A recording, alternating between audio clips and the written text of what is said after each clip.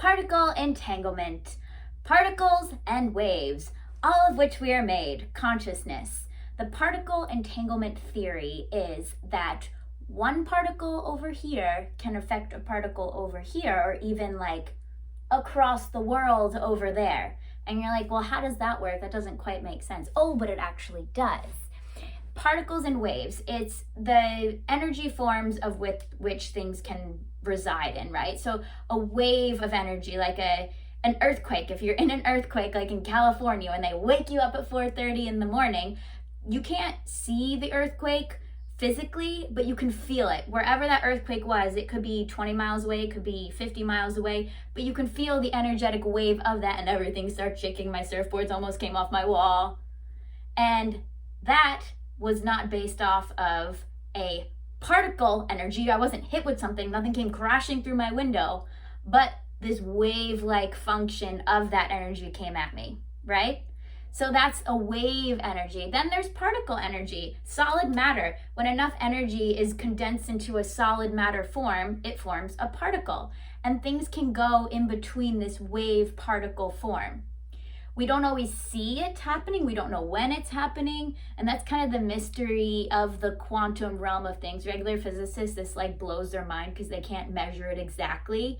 But quantum physics says all is possible. It's not an either or. It's not either a wave or a particle, but it's both a wave and a particle. If we're not paying attention to something, it's in wave form. As soon as we give it attention, boom, particle. We've given it the energy. We've condensed it all into solid matter. We are solid matter particles most of the time, our bodies, but there's an energetic field of waves around me. You're like, oh, I can feel that person's energy. That's because they're sending off these waves, these vibrations, and it's still a part of them. And it's going to affect you, even if they don't like punch you in the face physically attacking you, but their waves can affect you. So if there is, again, an atom, for example, there's electrons spinning around the atom, and then it finds another atom. They start sharing this electron, but we can never really pinpoint where that electron is at all times, but we know that it is sharing it. So it just looks like a cloud, an electron cloud, they call it. And they form this covalent bond, and now they are entangled. They are entwined with each other. It's like a big fishing net. There's no beginning, there's no end. There are some distinct points that we can see, but then it just turns into this massive net web-like structure. And that's exactly what consciousness in the quantum field describes. That's what it is. It's an all-encompassing system.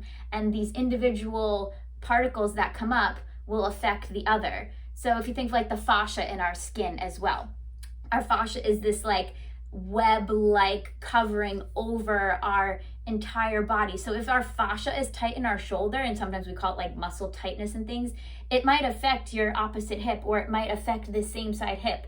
But there's no issue with this down here. It's actually starting from up here. But if you pulled on a net up here, it's going to pull in other places and affect that area. So we can use this to our benefit.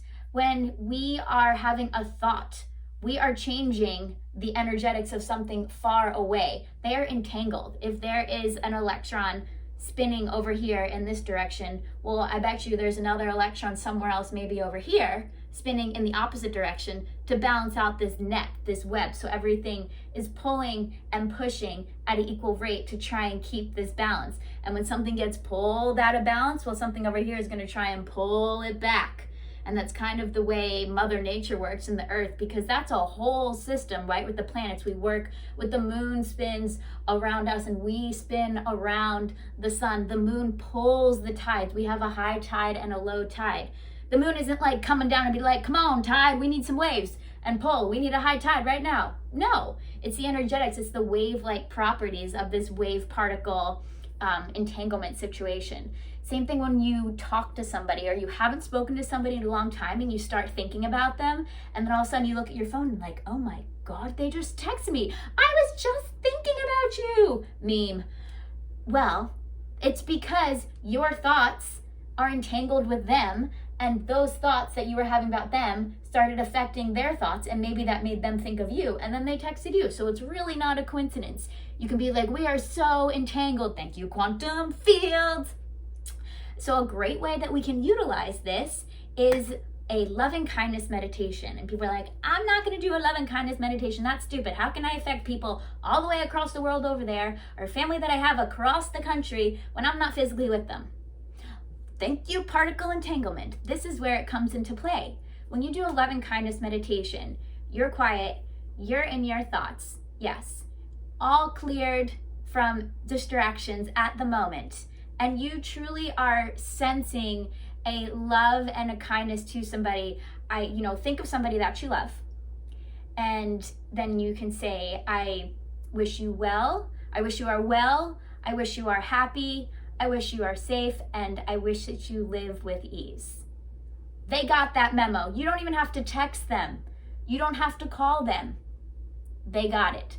Their being, their energetics of their body are entangled with you. And so that energetics that you have sent to them is going to reach them in a very subtle way. And they might not even know. They might not know it came from you. They might not know where it came from, but they're going to get it.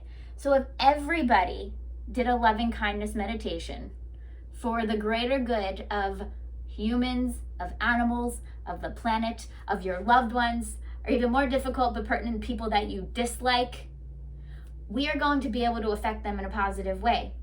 Positive emotions have a really high vibration. Those high vibrations are highly effective. You know when someone walks into your room and just everything gets better and you're like, I just love being in a room with that person. Because of particle entanglement, they're sending off these waves and you are getting hit with them, and now you are starting to have these positive waves, and now you're that person in the room that people are like, I want to be by you, because now you're sending out these waves and they're affecting that person, because we're all entangled in part of this big fishing net web of consciousness. So particle entanglement theory is like a big love story. We want to be entangled with people. We don't want to live like parallel with somebody. It's like if you were on a carousel horse and you're on your carousel, when you're little, and you're like your best friend's on the other carousel horse, and you guys are going around like, woo, woo, this is great. But you never actually like entangle, you never cross paths.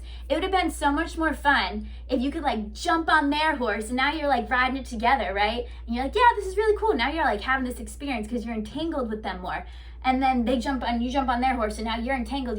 If you stayed like parallel the whole time, that's like, this is cool. Yeah, But it's so much more fun when everything is intertwined in just one big massive ball of consciousness, because that's what we are anyway. So let's like ride this wave and live in this wave particle entanglement, because we have the capabilities to do it, and it makes everything way more fun.